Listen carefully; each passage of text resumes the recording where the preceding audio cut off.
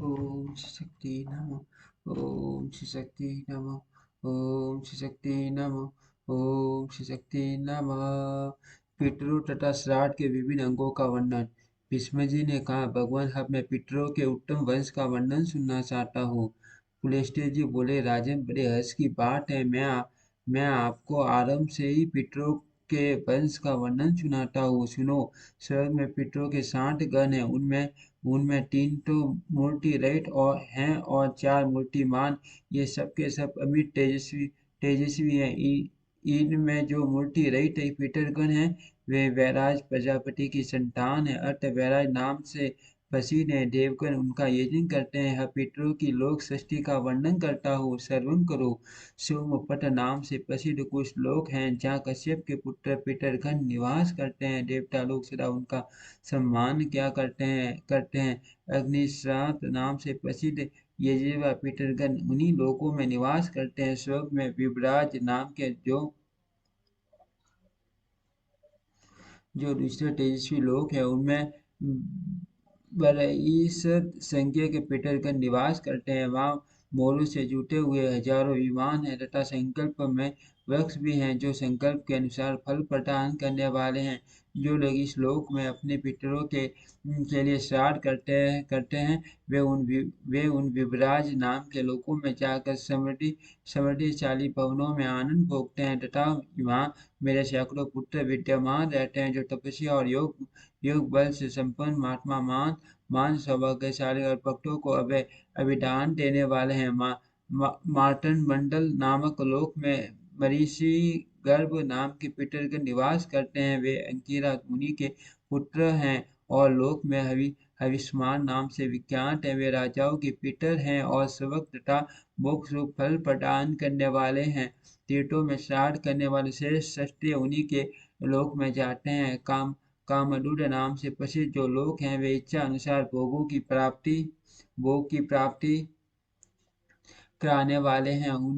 उनमें सुस्वद नाम के पितर निवास करते हैं। लोक में वे आजयप नाम से विख्यात हैं और प्रजापति कर्दम के पुत्र हैं। पुलह के बड़े भाई से उत्पन्न वैश्यगण उन पितरों की पूजा करते हैं। श्राद्ध करने वाले पुरुष उस लोक में पहुंचने पर एक ही साथ हजारों जन्मों की परिचित माता, भाई, पिता, सास, मित्र, संबंधी तथा बंधुओं का दर्शन करते हैं। इस प्रकार पितरों के 3 गण बताए गए हैं। अब चौथे गण का वर्णन करता हूँ। ब्रह्मलोक के ऊपर सुमानस नाम के लोग स्थित हैं, जहाँ सोमप नाम से प्रसिद्ध सनातन पितरों का निवास है। वे सब के सब धर्म में स्वरूप धारण करने वाले तथा ब्रह्मा जी से भी श्रेष्ठ हैं।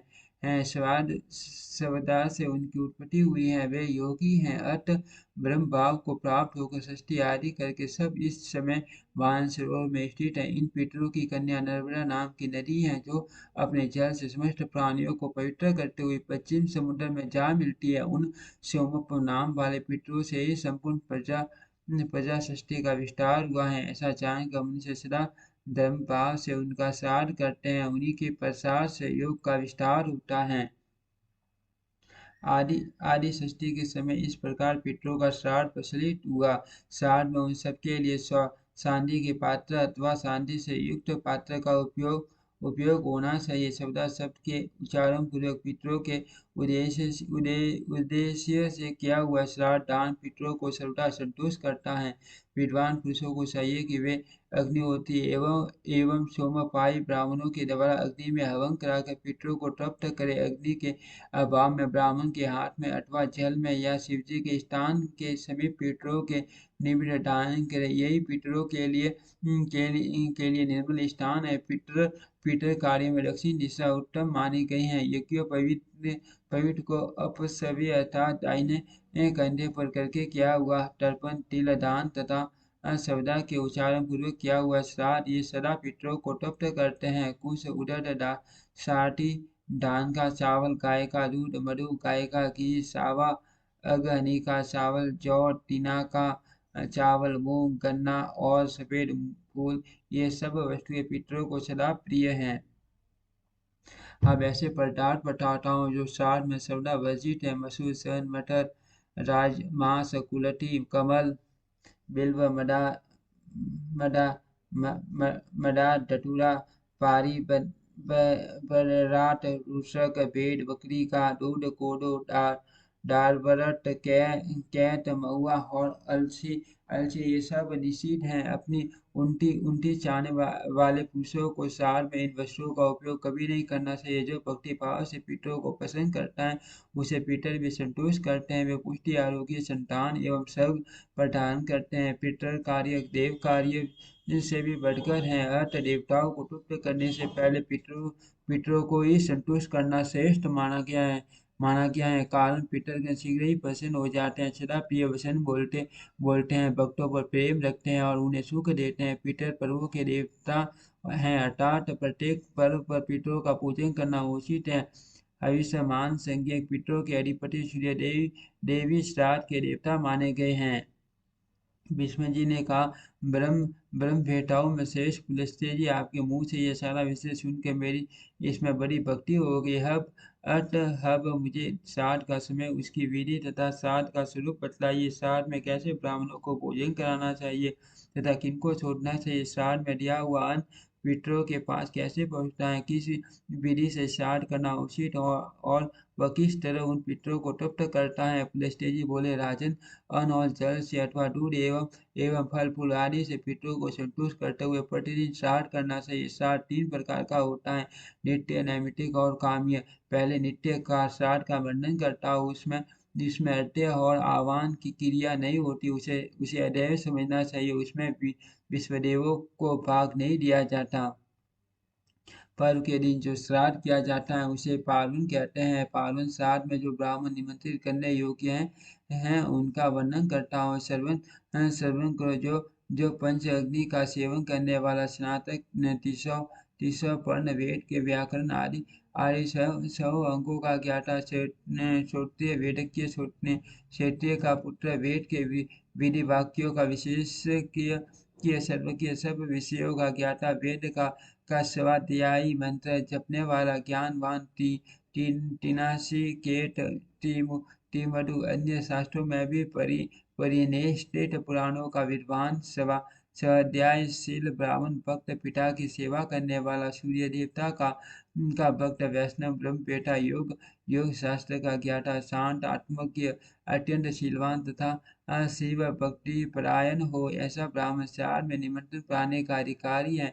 ऐसे ब्राह्मणों को यत्नपूर्वक श्राद्ध में भोजन कराना चाहिए। अब जो लोग श्राद्ध में वर्जनीय हैं उनका वर्णन सुनो। पतित का पुत्र, नपुंसक, शुगलखोर और अत्यंत रोगी, ये सब श्राद्ध के समय धर्मज्ञ पुरुषों द्वारा त्याग देने योग्य हैं। श्राद्ध के पहले दिन अथवा श्राद्ध के ही दिन विनयशील ब्राह्मणों को निमंत्रित करें। निमंत्रण दिए हुए ब्राह्मणों के शरीर में पितरों का आवेश हो जाता है। वे वायु रूप से उनके भीतर प्रवेश करते हैं और ब्राह्मणों के बैठने पर स्वयं भी उनके साथ बैठ जाते हैं। किसी ऐसे स्थान को जो दक्षिण दिशा की ओर निशा हो, गोबर से लिपक कर वहां श्राद्ध आरंभ करे अथवा गौशाला में या जल के समीप श्राद्ध करे। आइत्राग्नि ने पुरुष पितरों के लिए शुरू खीर बनाई और यह कहकर कि इससे पितरों का श्राद्ध करूंगा। वह सब दक्षिण दिशा में रख दे। तदनंतर उसमें घृत और मधु आदि मिलाकर अपने सामने की ओर 3 निर्वाप स्थान पिंडदान की वेदियां बनाए। उनकी लंबाई 1 बिट्टा और चौड़ाई 4 अंगुल की होनी चाहिए। साथ ही खैर की 3 दबी दरवी दरवी कलशूल बनवावे जो चिकनी हो तथा जिनमें चांदी का संसर्ग हो। उनकी लंबाई 1 रत्नी की और आकार हाथ के समान सुंदर होना उचित है। जल पात्र, कांस्य पात्र, प्रोक्शन, समिधा, कोष, तिल पात्र, उत्तम वस्त्र, गंध, धूप, चंदन, ये सब वस्तुएं धीरे धीरे दक्षिण दिशा में रखे। उस समय जनेऊ दाहिने कंधे पर होना चाहिए। इस प्रकार सब सामान एकत्रित करके घर के पूर्व गोबर से लिपी हुई पृथ्वी पर गौमूत्र से मंडल बनावे और अक्षत तथा फूल से जल लेकर तथा जनेऊ को क्रमश बाएं एवं दाहिने कंधे पर छोड़कर ब्राह्मणों के पैर धोए तथा बारंबार उन्हें प्रणाम करे। तदनंतर विधि पूर्वक आचमन कराकर उन्हें बिछाए हुए दर्भ युक्त आसनों पर बिठावे और उनसे मंत्रोच्चारण करावे। सामर्थ्यशाली पुरुष भी देव कार्य ये कार्य वैश्वदेव श्राद्ध में दो और पितृ कार्य में है 3 ब्राह्मणों को ही भोजन कराए अथवा दोनों श्राद्धों में एक ब्राह्मण ब्राह्मण को ही जिमाए। विद्वान पुरुष को श्राद्ध में अधिक विस्तार नहीं करना चाहिए। पहले विश्वदेव संबंधी और फिर पितृ संबंधी विद्वान ब्राह्मणों की हड्डी आदि से विधिवत पूजा करे तथा उनकी आज्ञा लेकर अग्नि में यथाविधि हवन करे। विद्वान पुरुष ग्रह सूत्र में बताई हुई विधि के अनुसार ग्रत युक्त सरु का अग्नि और सोम की तपति के उद्देश्य से समय पर हवन करे। इस प्रकार देवताओं की तपति करके वह श्राद्ध करता श्रेष्ठ ब्राह्मण साक्षात अग्नि का स्वरूप माना जाता है। देवता के उद्देश्य से किया जाने वाला हवन आदि प्रत्येक कार्य जनेऊ के को बाएं कंधे पर रख कर ही करना चाहिए। तत्पश्चात पितरों के निर्मित करने योग्य प्रयुक्शन शेषन आदि सारा कार्य विज्ञ पुरुष को जनेऊ को दाएं कंधे पर करके अपसव्य भाव से करना उचित है। हवन तथा देवों को अर्पण करने से बचे हुए अन्न को लेकर उसके कई पिंड बनावे और एक पिंड को दाहिने हाथ में लेकर तिल और जल के साथ उसका दान करना चाहिए। संकल्प के समय जल पात्र में रखे हुए जल को बाएं हाथ की सहायता से दाएं हाथ में डाल देना चाहिए। श्राद्ध काल में पुण्य प्रयत्न के साथ अपने मन और इंद्रियों को काबू में रखे और मात्सर्य का त्याग कर दे। पिंड दान की विधि इस प्रकार है। पिंड देने के लिए बना हुई वेदियों पर यत्न पूर्वक रेखा बनावे। इसके बाद अवनेचन पात्र में जल लेकर उसे रेखांकित वेदी पर गिरावे। यह अवनेचन अर्थात स्थान शोधन की क्रिया है। फिर दक्षिणा अभिमुख होकर वेदी पर कुश बिछावे और एक करके सब पिंडों को क्रमश उन कुशों पर रखे। उस समय पिठामा आदि से जिसके उद्देश्य से पिंड दिया जाता हो उस पीटर के नाम गोत्र आदि का उच्चारण करते हुए संकल्प पढ़ना चाहिए। पिंडदान के पश्चात अपने दाएं हाथ को पिंडाधार भूत कुशों पर पूछना चाहिए। यह लेप भाग पूजी पितरों का भाग है। उस समय ऐसे ही मंत्र का जप अर्थात लेप भाग पूज पीटर स्तुपयन्तु इत्यादि वाक्यों का उच्चारण करना उचित है। इसके बाद पुण्य प्रत्यवनेजन करे अर्थात अवनेजन पात्र में जल लेकर उसे प्रत्येक पिंड को नहलावे। फिर जल युक्त पिंडों को नमस्कार करके श्राद्ध कल्पोक्त वेद मंत्रों के द्वारा पिंडों पर पितरों का आह्वान करे और चंदन धूप आदि पूजन सामग्रियों के द्वारा उनकी पूजा के तत्पश्चात आवनीयादि अग्नियों के प्रतिनिधि भूत एक ब्राह्मण को जल के साथ एक द्रव्य प्रदान करे। फिर विद्वान पुरुष पितरों के उद्देश्य से पिंडों के ऊपर कलश रखे तथा पितरों का विसर्जन करे। तदंतर क्रम सभी पिंडों में से थोड़ा थोड़ा अंश निकालकर सबको एकत्र करे और ब्राह्मणों को यत्नपूर्वक पहले वही भोजन करावे, क्योंकि उन पिंडों का अंश ब्राह्मण लोग ही भोजन करते हैं। इसीलिए अमावस्या के दिन किए हुए पार्वन श्राद्ध को अनिवार्य कहा गया है। पहले अपने हाथ में पवित्र सहित तिल और जल लेकर पिंडों के आगे छोड़ दे और कहे ऐसा सर्वदा अस्तु, ये पिंड सर्वदा स्वरूप हो जाए। इसके बाद परम पवित्र और उत्तम अन्न परोस कर उसकी प्रशंसा करते हुए ब्राह्मणों को भोजन करावे। उस समय भगवान श्री नारायण का स्मरण करता रहे और क्रोधी स्वभाव को सबटा त्याग दे। ब्राह्मणों को तप्त जानकर विकिरात्र दान करे। ये सब वर्णों के लिए उचित है। विकिरात्र दान की विधि यह है तिल सहित अन्न और जल लेकर उसे कुश के ऊपर पृथ्वी पर रख दे। जब ब्राह्मण आसमन कर ले तो पुण्य पिंडों पर जल गिरावे। फूल अक्षत जल छोड़ना और शवदावासन आदि सारा कार्य पिंड के ऊपर करे। पहले देव श्राद्ध की समाप्ति करके फिर पितृ श्राद्ध की समाप्ति करे, अन्यथा श्राद्ध का नाश हो जाता है। इसके बाद नमस्तक होकर ब्राह्मणों की प्रदक्षिणा करके उनका विसर्जन करे। यह आयु प्राण के पुरुषों के लिए अनवाहार्य पार्वन श्राद्ध बतलाया गया है। अमावस्या के पर्व पर किए जाने के कारण यह पार्वन कहलाता है। यही नैमित्तिक श्राद्ध है। श्राद्ध के पिंड गाय या बकरी को खिला दे अथवा अथवा ब्राह्मणों को दे अथवा अग्नि या जल जल में छोड़ दे। यह भी न हो तो खेत में बिखेर दे अथवा जल की धारा में बहा दे। संतान की इच्छा रखने वाली पत्नी विधि भाव से आकर मध्यम अर्थात पितामह के पिंड को ग्रहण करे और उसे खा जाए। उस समय आगत पितरों को गर्भम इत्यादि मंत्र का उच्चारण करना से श्राद्ध और पिंडदान आदि की स्थिति तभी तक रहती है जब तक ब्राह्मणों का विसर्जन नहीं हो जाता। इनके विसर्जन के पश्चात पितृ कार्य समाप्त हो जाता है। उसके बाद बलि वैश्वदेव करना चाहिए। तदनंतर अपने बंधु बांधवों के साथ पितरों द्वारा सेवित प्रसाद स्वरूप अन्न भोजन के श्राद्ध करने वाले यजमान तथा श्राद्ध भोजी ब्राह्मण दोनों को उचित है कि वे दोबारा भोजन न करें, राह न चले, मैथुन न करे। साथ ही उस दिन इन स्वाध्याय कलह और दिन में चयन इन सबको सबटा त्याग दे। इस विधि से क्या हुआ, श्राद्ध धर्म और काम तीनों की सिद्धि करने वाला होता है। कन्या कुंभ और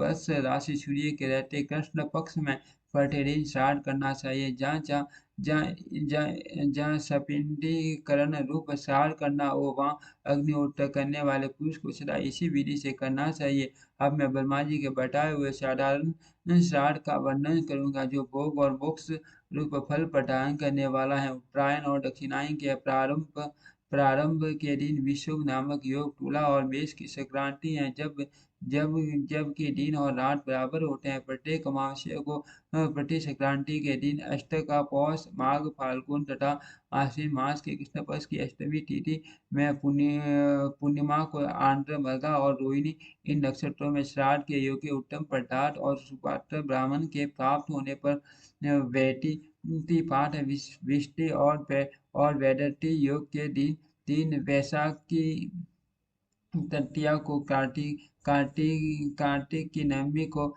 माघ की पूर्णिमा तथा भाद्रपद की त्रयोदशी तिथि को भी श्राद्ध का अनुष्ठान करना चाहिए। उपर्युक्त तिथियां युगादि कहलाती हैं। ये पितरों का उपकार करने वाली हैं।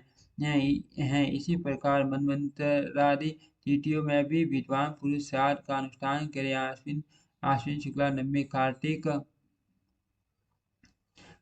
शुक्ला द्वादशी चैत्र तथा भाद्रपद की शुक्ला तृतीया, फाल्गुन की अमावस्या, पौष की शुक्ला एकादशी, आषाढ़ शुक्ला दशमी, माघ शुक्ला दशमी, माघ शुक्ला सप्तमी, शुक्ला दशमी, माघ शुक्ला सप्तमी, श्रावण कृष्णा अष्टमी, आषाढ़ कार्तिक फाल्गुन और ज्येष्ठ की पूर्णिमा इन तिथियों को मनवंतरादि कहते हैं। ये दिए हुए दान को अक्षय अक्षय कर देने वाले विज्ञ पुरुष को चाहिए कि वैशाख की पूर्णिमा को ग्रहण के दिन किसी उत्सव के अवसर पर और माल्य आश्विन कृष्ण पक्ष में तीर्थ मंदिर गौशाला दीप उद्यान तथा घर आदि में दीपे पुटे एकांत स्थान में श्राद्ध करे। अब श्राद्ध के क्रम का वर्णन किया जाता है। पहले देवों के लिए आसन देकर जौ और पुष्पों से उनकी पूजा करें। विश्व देवों को 2 आसन होते हैं। एक पर पितामह संबंधी विश्व देवों का आह्वान होता है और दूसरे पर मादी संबंधी विश्व देवों का। उनके लिए 2 अर्घ्य पात्र सिकोरे या दोने जौ और जल आदि से भर दे और उन्हें कुश की पवित्र पर रखे। सतो देवी देवीर्भिष्टे इत्यादि मंत्र से जल तथा योसी इत्यादि के द्वारा जौ के दानों को उन पात्रों में छोड़ना चाहिए। फिर घंट पुष्प आदि से पूजा करके वहाँ विश्व देवों की स्थापना करें और विश्व देवास इत्यादि 2 मंत्रों से विश्व देवों का आह्वान करके उनके ऊपर जौ छोड़े। जौ छोड़ते समय इस प्रकार कहे, जौ आप सब अनों के राजा हो। आपने देवता वरुण से भी आपकी उत्पत्ति ही हुई है। आपके अंदर मधु का मेल है। आप संपूर्ण पापों को दूर करने वाले पवित्र एवं मुनियों द्वारा प्रशंसित अन्न हो। फिर अर्घ्य पात्रों को संतन और फूलों से सजाकर या दिव्य आप इस मंत्र को पढ़ते हुए विश्व देवों को अर्घ्य दे, इसके बाद उनकी पूजा करके गंध आदि निवेदन कर पितर यज्ञ पितर श्राद्ध आरंभ करे। पहले पिता आदि के लिए कुश के 3 आसनों की कल्पना करके फिर 3 अर्ध पात्रों का पूजन करे, उन्हें पुष्प आदि से सजावे। प्रत्येक अर्ध पात्र को कुश की पवित्री से युक्त करके छठो देवी पिष्ट इस मंत्र से सब में जल छोड़े। फिर तिलोसी सोम देवत्यो इस मंत्र से तिल छोड़कर बिना मंत्र के ही चंदन और पुष्प आदि भी छोड़े। अर्घ्य पात्र पीतल आदि की लकड़ी का पट्टे का या चांदी का बनवावे, अथवा समुद्र से निकले हुए शंख आदि से अर्घ्य पात्र का काम ले। सोने चांदी और तांबे का पात्र पितरों को अभिष्ट होता है। चांदी की तो सस्ता सुनकर भी पितर प्रसन्न हो जाते हैं। चांदी का दर्शन अथवा चांदी का दान उन्हें प्रिय है। यदि चांदी के बने हुए अथवा चांदी से युक्त पात्र में जल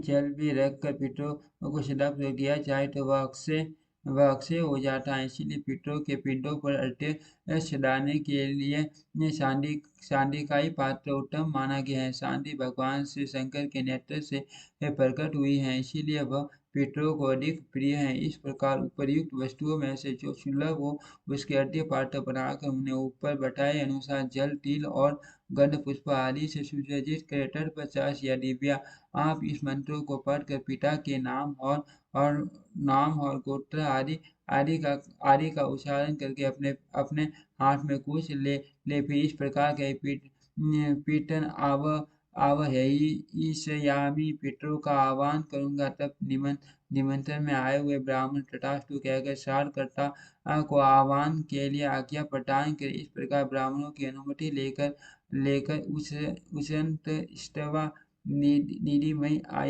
आयंतून पीटर इन दो ऋचाओं का पाठ करते हुए वह पितरों का आह्वान करे। तदंतर या दिव्या आप इस मंत्र से पितरों को अर्घ्य देकर प्रत्येक के लिए गंध पुष्प आदि पूजों पर एवं वस्त्र तथा पृथक पृथक संकल्प पढ़कर उन्हें समर्पित करे। अर्घ्य दान की प्रक्रिया इस प्रकार है। पहले अनुलोम क्रम से अर्थात पिता के उद्देश्य से दिए हुए अर्घ्य पात्र का जल पितामह के अर्घ्य पात्र में डाले और फिर पितामह के अर्घ्य पात्र का सारा जल परपितामह के अर्घ्य पात्र में डाल दे। फिर विलोम क्रम से अर्थात परपितामह के अर्घ्य पात्र को पितामह के अर्घ्य पात्र में रखे और उन दोनों पात्रों को उठाकर पिता के अर्घ्य पात्र में रखे। इस प्रकार तीनों अर्घ्य पात्रों को एक दूसरे के ऊपर करके पिता के आसन के उत्तर भाग में पितर भयम स्थान मसी ऐसा कहकर उन्हें डुलका दे, उलट कर रख दे। ऐसा करके अन्न परोसने का कार्य करे। परोसने के समय भी पहले अग्नि कार्य करना चाहिए, अर्थात थोड़ा सा अन्न निकालकर अग्नि कवेय वाहनाय स्वा और सोमाय पितर मते स्वा इन दो मंत्रों से अग्नि और सोम देवता के लिए अग्नि 2 बार आहुति डाले। इसके बाद दोनों हाथों से अन्न निकाल कर परोसते समय उष्ण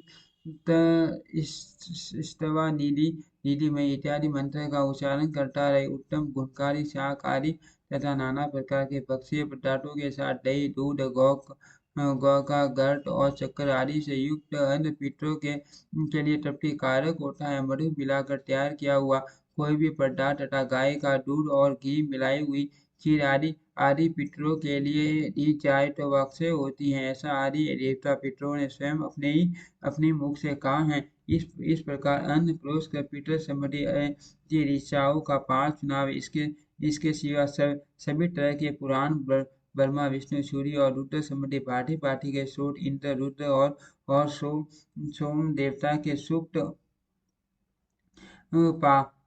पावमानी ऋचाएँ ब्रदंथर ज्येष्ठ शाम का गौरव गान शांति का अध्याय मधु ब्राह्मण मंडल ब्राह्मण तथा और भी जो कुछ ब्राह्मणों को तथा अपने अपने को प्रिय लगे वह सब सुनाना चाहिए। महाभारत का भी पाठ करना चाहिए, क्योंकि वह पितरों को अत्यंत प्रिय है। ब्राह्मणों के भोजन कर लेने पर जो अन्न और जल आदि शेष रहे उसे उनके आगे जमीन पर बिखेर दे। ये उन जीवों का पाक है जो संस्कार आदि आदि से हीन होने के कारण अधम गति को प्राप्त हुए हैं। ब्राह्मणों को तप्त चाय को उन्हें हाथ मुंह धोने के लिए जल प्रदान करें। इसके बाद गाय के गोबर और गौमूत्र से लिपी हुई भूमि पर दक्षिणाग्रह कुछ बिछा कर उनके ऊपर यत्नपूर्वक पितृ यज्ञ की पार्टी विधिवत पिंडदान करे। पिंडदान के पहले पितरों के नाम गोत्र का उच्चारण करके उन्हें अवनेज न के लिए जल देना चाहिए। फिर पिंड देने के बाद पिंडों पर प्रत्यवनेजन का जल गिराकर उन पर पुष्प आदि चढ़ाना चाहिए। सब सवयाप सवय का विचार करके प्रत्येक कार्य का संपादन करना उचित है। पिता के श्राद्ध की पार्टी माता का श्राद्ध भी हाथ में कुश लेकर विधिवत संपन्न करे। दीप जलावे, पुष्प आदि से पूजा करे। ब्राह्मणों के आचमन कर लेने पर स्वयं भी आचमन करके एक एक बार सबको जल दे। फिर फूल और अक्षर देकर तिल से अक्षयोदन दान करे। फिर नाम और गोत्र का उच्चारण करते हुए शक्ति के अनुसार दक्षिणा दे। गौ भूमि, सोना वस्त्र और अच्छे अच्छे बिछौने दे कर कृपणता छोड़कर पितरों की प्रसन्नता का संपादन करते हुए जो वस्तु ब्राह्मणों को अपने को तथा पिता को भी प्रिय हो वही वही वस्तु दान करे। तत्पश्चात सवदा वासन करके विश्व देवों को जल अर्पण करे और ब्राह्मणों से आशीर्वाद ले। विद्वान पुरुष पूर्वाभिमुख होकर कहे, अगोरा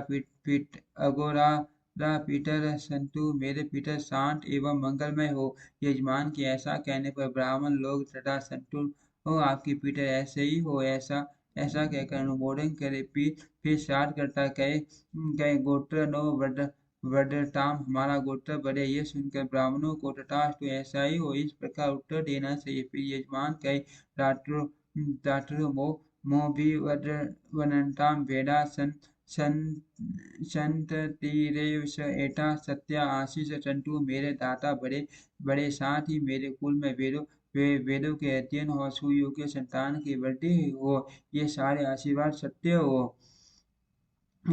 ये सुनकर ब्राह्मण कहे संतु सत्य आशीष, ये आशीर्वाद सत्य है। इसके बाद भक्ति पूर्वक पिंडों को उठाकर सूंघे और स्वस्ति वासन करे। फिर भाई बंधु और स्त्री पुत्र के साथ वह दक्षिणा करके 8 पग चले। तदंतर लौट कर प्रणाम करे। इस प्रकार श्राद्ध की विधि पूरी करके मंत्र बेटा पुरुष अग्नि प्रज्वलित करने के पश्चात बलि वैश्वदेव तथा नैत्य की बलि अर्पण करे। तदंतर भरतीय पुत्र बांधव तथा अतिथियों के साथ बैठकर वही अन्न भोजन करे जो पितरों को अर्पण किया गया हो। जिसका यज्ञोपवीत नहीं हुआ ऐसा पुरुष भी इस श्राद्ध को प्रत्येक एक पर्व पर कर सकता है। इसे साधारण या नैमित्तिक श्राद्ध कहते हैं। यह संपूर्ण कामनाओं को पूर्ण करने वाला है। राजन, स्त्री रहित या विदेश विदेश स्थित मुनि से भी भक्तिपूर्ण हृदय से इस श्राद्ध का अनुष्ठान करने वाला अधिकारी है। यही नहीं, शूद्र भी इसी विधि से श्राद्ध कर सकता है।